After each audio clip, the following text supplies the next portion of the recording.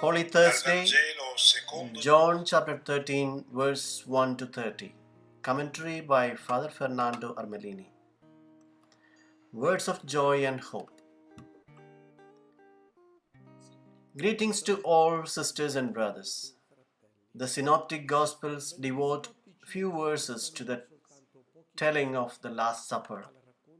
The evangelist John dedicates to the Last Supper 5 chapters, almost a quarter of his work.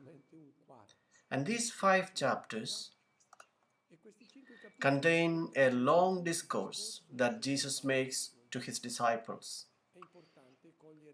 It is important to understand the literary manner of this discourse. The Bible recalls the last pronounced speeches of famous personages, speeches that they utter at the end of their lives. For example, Jacob gathers all his children in Egypt and addresses each of them to recommend how they should behave in life and promise his blessings to each of them. Moses too, at the end of his mission, makes a long speech where he summarizes the work he has done and recommends to the people fidelity to the Lord.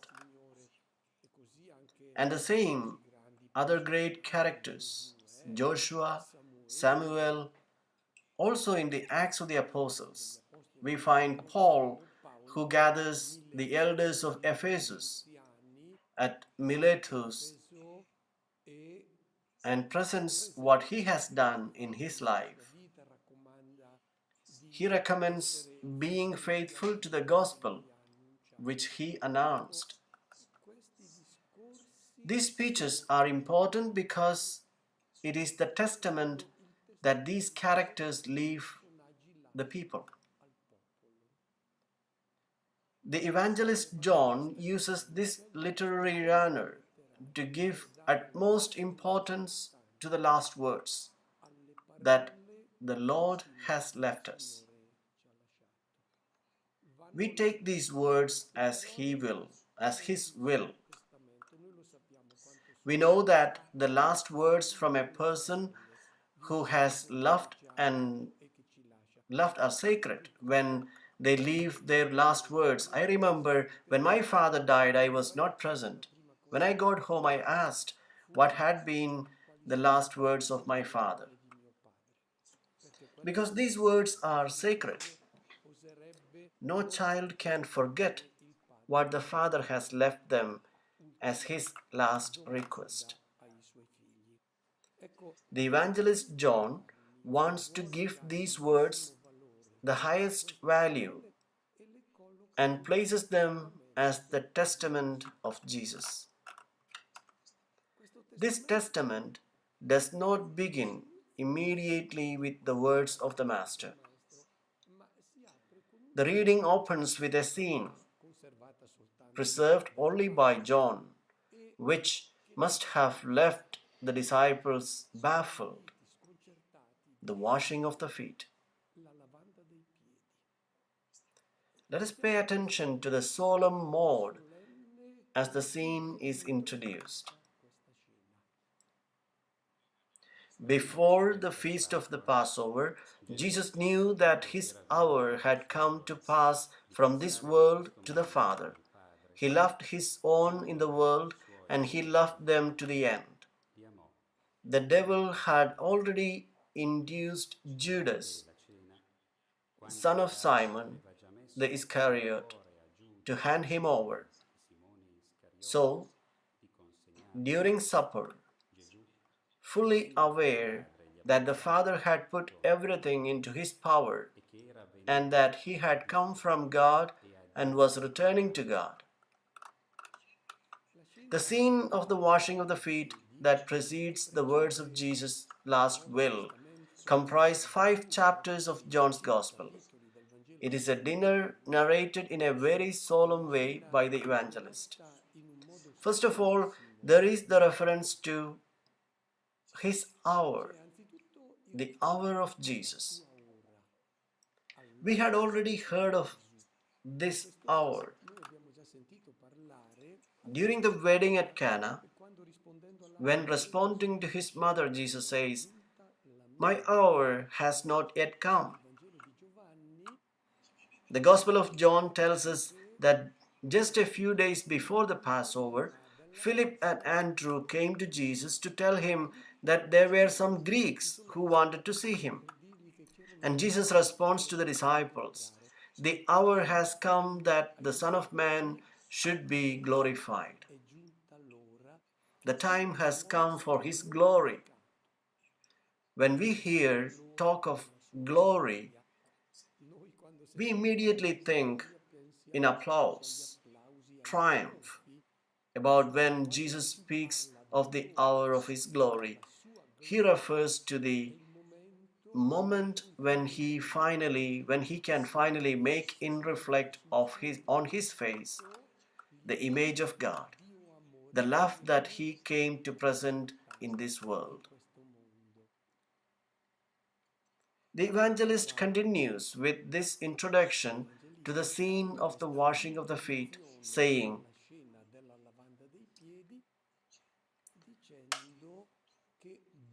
"After having loved his own who were in the world, he loved them to the end." The life of Jesus is summed up in a verb, the verb to love. The whole life of Jesus has been love.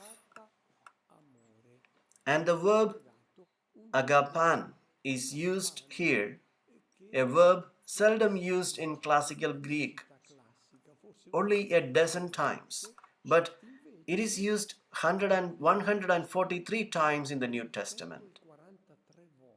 It indicates the love of God that is unconditional, the love that does not expect something in return, but is done because it is necessary to be loved, and a love without conditions, loving even those who are evil, bad, because he cannot do otherwise. It is what one makes to make another happy. They are happy seeing that others are happy. This is the love that Jesus came to witness and is what he did throughout his life. The life of Jesus is summed up in this word. He loved his own. And therefore, the time has come to love them to the end, that is, to the maximum, beyond which it is impossible to go. One cannot go beyond a manifestation of love that is of the donation, the sacrifice of life. And during dinner, when the devil had already induced Judas to hand him over, before this dinner, in the washing of the feet, the evangelist brings to mind the figure of Judas, presenting him as a devil. Devil, diabolos, is diabalo, a verb that means to place an obstacle.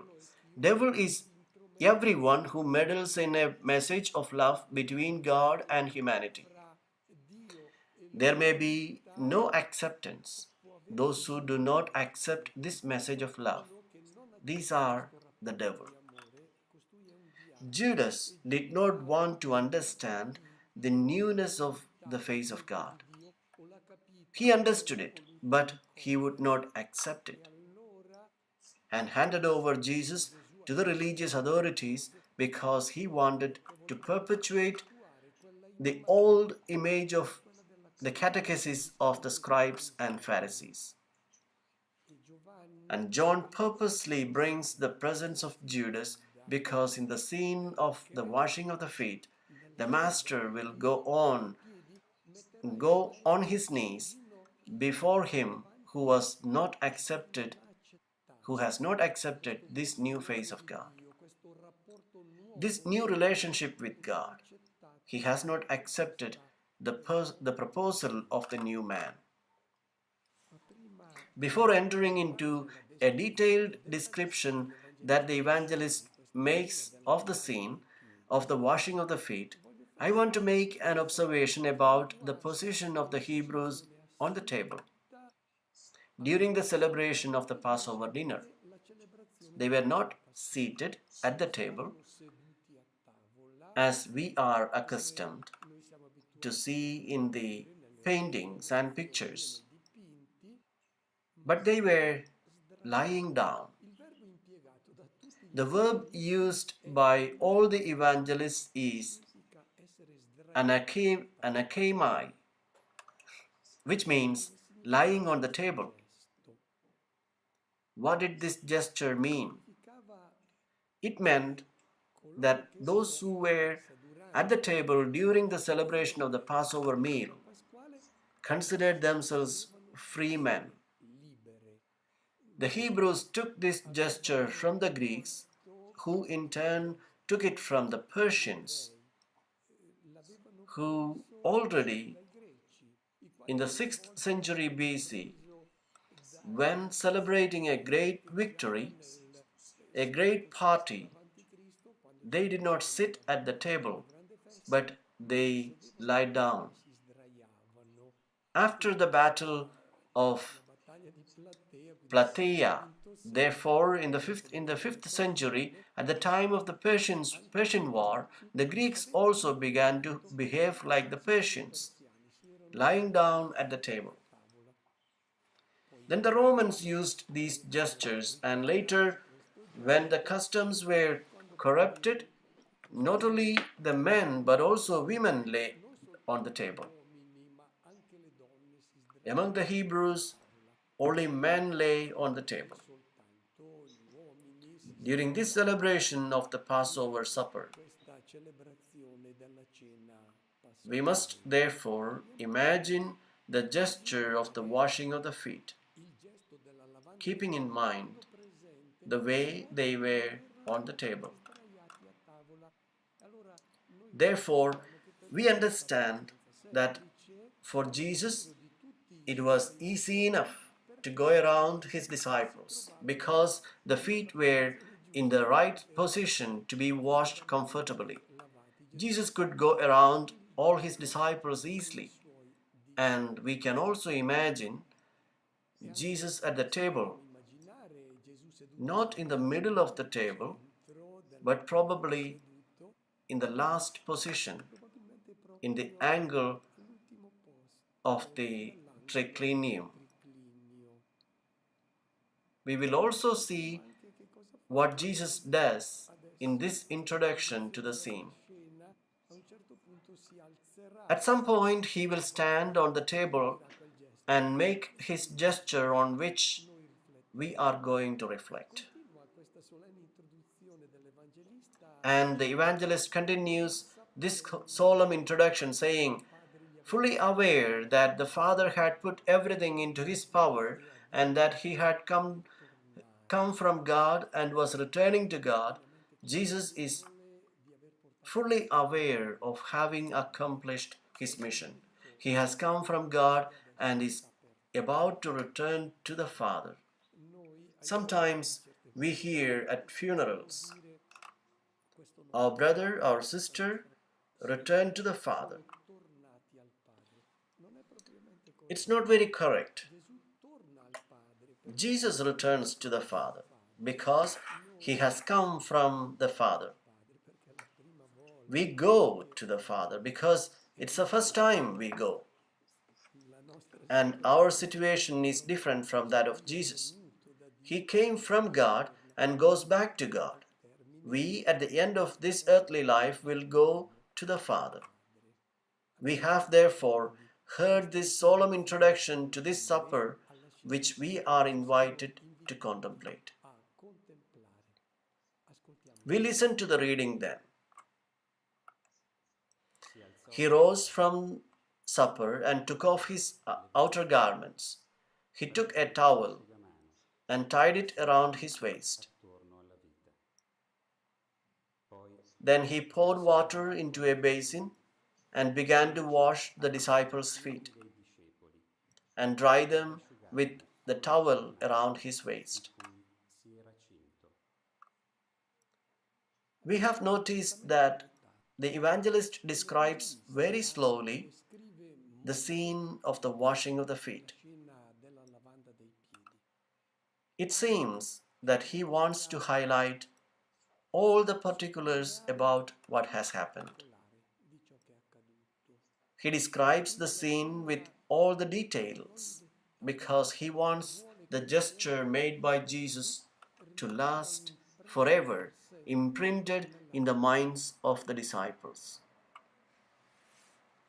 The introduction to this scene concluded by saying that Jesus, knowing that he had come from God and that he was returning to God, he, how could he imagine that the story would continue? I think what seems spontaneous to us is to imagine Jesus taking bread, instituting the Eucharist, inviting the disciples to eat of the bread and to drink that chalice. Instead, the evangelist John, unlike the other evangelists, does not narrate the institution of the Eucharist. And this is very strange because this evangelist has dedicated a chapter, the sixth of his gospel, to the bread of life, to the Eucharist, Eucharistic bread. Instead of speaking about the institution of the Eucharist, he continues his text saying that during the supper, Jesus got up from the table. And when Jesus makes this gesture to get up from the table, there must have been silence in the room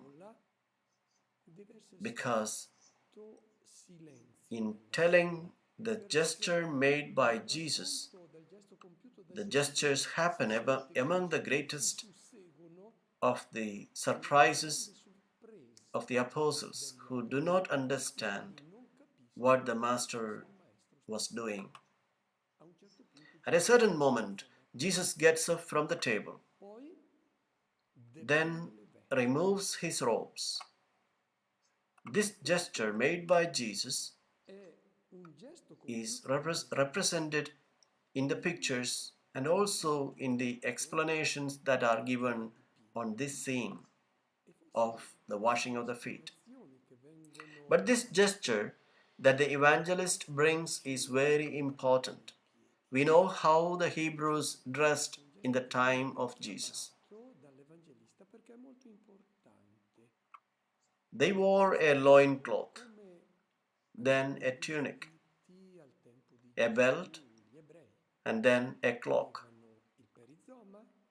It is important to see how these dresses were called in Greek. The cloak was to imatheon, the tunic ta imatia, and then the loincloth. What is the evangelist saying?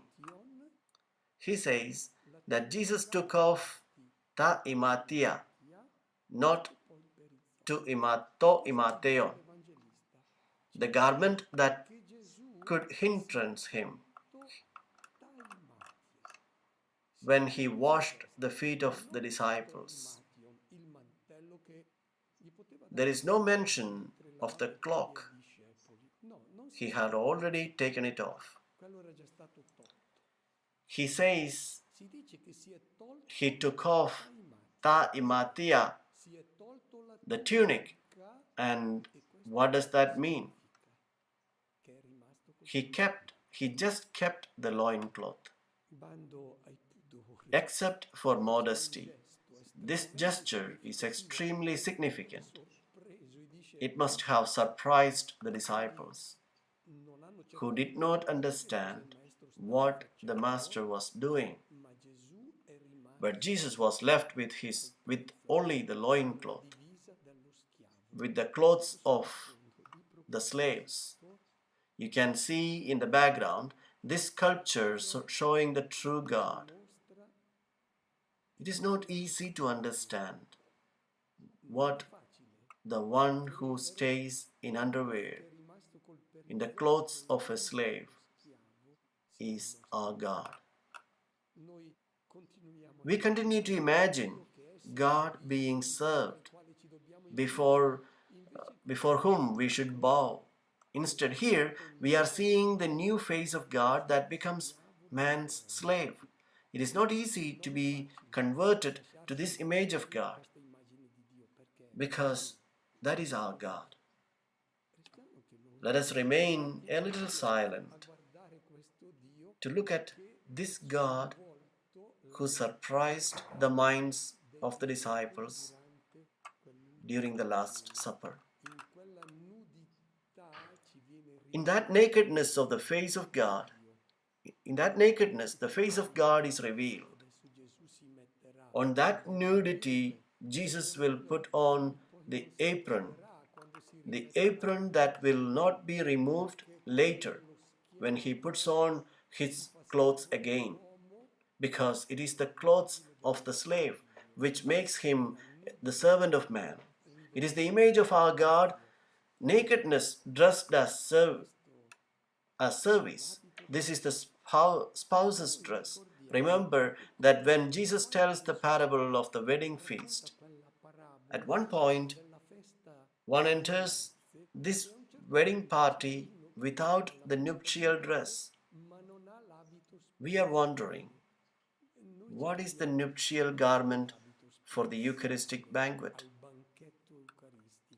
When we participate in the Eucharist, it is the spouse who asks us if we want to join our life to his. Therefore, we must present ourselves to the wedding feast with the spousal dress, and this is what he has dressed. It is the dress of the husband and wife. We should wear the clothing of the slave. If we do not have the habit of the servant, the willingness to give up life at the service of the brethren, our nuptial encounter with Christ is not authentic. It is not true. We understand that when one does not have this nuptial garment, one does not enter the wedding banquet. We are not part of this proposal of reciprocal love. The exchanging of love is competition, envy, and this is the world where there is gnashing of teeth, the old world, not the new world introduced by the Son of God, of the Son who reproduces in himself the image of the Father of heaven, who becomes a servant of man. After having removed the garment, Jesus is dressed in the servant's clothing, the apron. He tied it around his waist.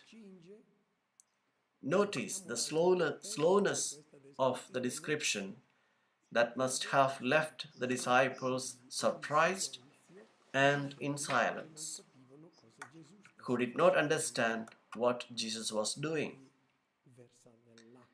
Then he poured water into a basin and began to wash the disciples' feet, without distinction for anyone, who is bigger or smaller. The service of love is the same. All are loved equally by God, and dried them with the towel around his waist. This gesture of washing the feet, what was the meaning for the Hebrews? Overall, it was a traditional gesture of welcome to the visitors. We know, for example, it is recalled in the New Testament, in the first letter to Timothy, the widows entered into this institution which had the early church, which had the several characteristics, and one of them was washing the feet of the saints, that is, to make themselves available to those in need. including washing their feet. It was a gesture of humility and service. In fact, let us remember the rabbinic commentary in the book of Exodus, where it was said that the Hebrew slave should not wash his feet of his employer. The Hebrew is not a slave and therefore must refuse to wash his feet. Not that it was necessarily a servile gesture, it was also a gesture that manifested love to the person. For example, the wife should manifest her love by washing her husband's feet. Also, the children, as a sign of reverence for the father, they could wash their feet. All these aspects are present in the gesture of Jesus. Jesus is God who shows all his love, also making a humiliating gesture. He does so because he wants to reveal the face of the Father in heaven. After this scene that is described so slowly by the evangelist, we are presented with the reaction of Peter. Let us listen to the narrative of the evangelist.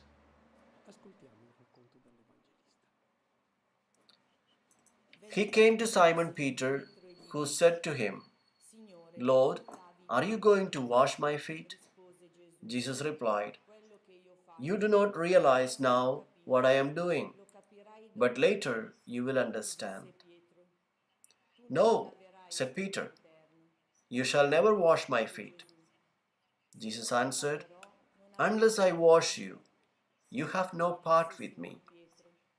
"Then, Lord," Simon Peter replied, "not just my feet, but my hands and my head as well." Jesus answered, "Those who have had a bath need only to wash their feet. Their whole body is clean, and you are clean, though not every one of you." For he knew who was to betray him. That was why he said, "Not all of you are clean." We have noticed that the scene of the washing of the feet takes place in silence, a silence of surprise. The disciples do not understand what Jesus is doing. At a certain moment, this silence is broken by Peter. When Jesus comes to wash his feet, he addresses the Lord first of all with a question. "Lord, are you going to wash my feet?" Peter realizes that Jesus is turning the order of values accepted as a logical and normal by all. What is the logical and normal order? That the master, the rabbi, be served by the disciples, who must be proud to wash his feet. Here, on the contrary, Jesus is turning everything around, and Peter does not accept this gesture of Jesus. He does not accept it because he has begun to understand that Jesus is reproducing the face of the Lord. The Son of God reproduces the face of the Father in heaven. And Peter feels that all the catechesis that he has assimilated from the rabbis is falling apart, because the God he has always imagined and in whom he has always believed was a God served by man. And we saw in the preceding scene how the Son of God presents himself, the one who reproduces the face of the Father in heaven. He presents himself a disconcerting way with the dress of a slave. There is a Peter present in each one of us. It is he who, facing the mystery of God, who loves to the point of kneeling before man, rebels and does not accept that God is a servant, that he become a slave of man, because we are always convinced that man must serve God. Instead, in the face of Jesus, we see a God who is love and who is the servant of man. I believe that this Peter within each one of us wants to preserve an image of God which is not that of the true God. It is the God that the evil one wants to present. Because if we do not cancel this image of God, we will not be in a position to accept this love of the Father in heaven. What is the image that Peter had in mind? It is the one that is presented by Moses in the book of Deuteronomy. Moses says to the people of Israel in a speech to the Israelites, "The Lord your God is the God of gods, the Lord of the lords. He is a great, strong, terrible God." Then, taken to the letter, these words are difficult to compare with this image of God,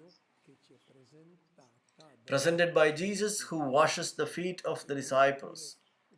Also, what the book of Esther says, God is great, magnificent. Or in the book of Judith, the Lord is great, glorious, admirable with his power, invincible. This is the face of God that Peter has in mind. And I think also in the Peter that is present in each one of us, that we are trapped by this image of God and we resist to put it in question by the gesture made by Jesus. Jesus understands this difficulty of changing the image of God and in fact says to Peter, "You do not realize now what I am doing, but later you will understand. When you see the love of which I came to bear witness to, the love of the Father in heaven." It will be at Calvary when Jesus gives his life. Jesus does not intend Peter to understand right away. We too can find this difficulty to allow ourselves to be converted to this authentic image of God. Jesus understands this difficulty and Peter reacts and says to Jesus, "You will never wash my feet." Jesus replied, "If I do not wash your feet, you will have no part with me." Notice, Jesus does not say to Peter, "If you do not accept washing the feet of the brothers," this Jesus will say later. Here he is saying, "I need to wash your feet, because if I do not go down to this last step, you have nothing to do with me. Salvation, the new world, can only begin if I descend to the last place of service, which will then be the gift of his life on Calvary. If Jesus does not come to this hour when he can manifest all the glory, all the love of the Father in heaven, the new world does not begin." Jesus is saying to Peter, "Let me go down to this last place, the servant who washes the feet of the disciples." It is difficult for us to serve others and also gives us fatigue to allow others to serve us, because letting ourselves be served makes us feel that we are not self-sufficient, and this humiliates us a little. We are proud. We want to be self-sufficient. But God did not make us like that. He has done well. He has made us need the gift of the others. Without the encounter with the others and with the gifts that the others can offer, we will not fully realize ourselves. And the logic in which God wants us to enter is the free gift, unconditional love given even to the enemy, even to the one who has done us some harm. It is difficult for us to give for free and also to let ourselves be loved for free because our logic is that of exchange. And in fact, when we accept a gift, we ask, how can I repay you for the gift you have given me? How do I repay? Because we want to match the account right away. This is our logic. Instead, the gift was made to create this imbalance that must remain. If one has made a gift that costs 100 euros and I pay for it, all the logic of the gift is lost. Instead, this imbalance calls for a response of love. We know it. Let us take the example of the family where we find the logic of the free gift. Among siblings as a family, services are made without demanding that they be paid back because there is a logic of love which regulates relationship. And notice that when one offers one's own service of love, one does not necessarily receive an exchange of immediate love. This love many times manifests itself with others. For example, the gift that parents make to their children, the gift of life, the gift of service they make so that children can grow. It is not necessarily compensated by the children towards the parents, but this logic of love is manifested on the part of the children in a gift of love that they in turn do, educating, growing their own children. This logic and dynamics of love, we see it in a very simple example. If you give me the right of way when I am driving, I feel grateful because I was waiting for some time for somebody to let me in on the route. And I am grateful for this gesture that the other has made for me. What happens? We are well done it. We also feel the need to do something for free, not for the one who has given us the right of way, but for any other. This is the new logic that God wanted to introduce into the world. Not the logic of exchange, but the logic of free love. The one who accepts this logic enters into the dynamic of the love of God that has been revealed in Jesus. In Jesus, this love has been total, unconditional. If we want to enter into the relationship of love with Christ, we too must enter into the logic of love without conditions. Jesus said to Peter, if you do not let your feet washed, Peter would want to be the one to give his life for Jesus. But here comes the opposite. It is Jesus who needs to donate his life. Otherwise, the new kingdom cannot begin. The ancient kingdoms continue, the kingdoms of the beasts. Peter reacts by saying, Lord, If it is so, not only my feet, but the hands and the head. Peter has not understood what Jesus is saying. He is still thinking of the ritual purifications. And Jesus says to him, he who has bathed, meaning he who has entered the new water, the water of life that I have come to bring into the world, no longer needs any purification, and you are clean, and you are already purified by the word that I have announced to you, even though one of you has not been purified. Again, the mention of Judas, who was about to hand him over. This is the gesture which we have meditated. After this reaction of Peter comes the life lesson that Jesus wants to give. Jesus wants to make them understand very well what he has done. Let us listen, and Jesus then tells the disciples, when he had finished washing their feet, he put on his clothes and returned to his place. Do you understand what I have done for you? He asked them. You call me teacher and Lord, and rightly so, for that is what I am.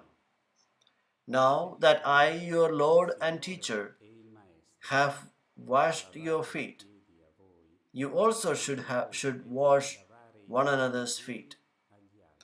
I have set you an example that you should do as I have done for you. After the description of the gesture made by Jesus of the washing of the feet, with the reaction of Peter, the evangelist continues with the description of what Jesus did. He put on the robe, the tunic, and then returns to the table. And he addresses the disciples and asks, do you understand what I just did? It is not a traditional gesture made at the beginning of the meal as it was the custom to do, to wash the guests' feet. It was during the supper when Jesus made this prophetic gesture on which he wants the disciples to reflect and understand the meaning. A meaning that is decisive because it turns the image of God upside down, and also the image of who the great man is, the redeemed man. This is why Jesus asked the disciples, do you understand what I have just done? When Jesus puts on his clothes, he does not take off his towel. The evangelist has noted all the details. And the fact that he does not say that Jesus took off the towel is significant. The towel is the symbol of the service, of his humanity. Jesus will continue to serve forever. Service is the currency of God. And then he begins to teach the lesson. You call me Master and Lord, and rightly so. But if I, who am Master and Lord, have washed your feet, you also should wash one another's feet. It is the moral interpretation. Peter is the first among the disciples and is the one who has reacted most openly before this new image of God transforming. What still concerns him is the image of man. If man should humble himself to God to be great, he must be like Jesus the servant, the one who is always willing to love unconditionally.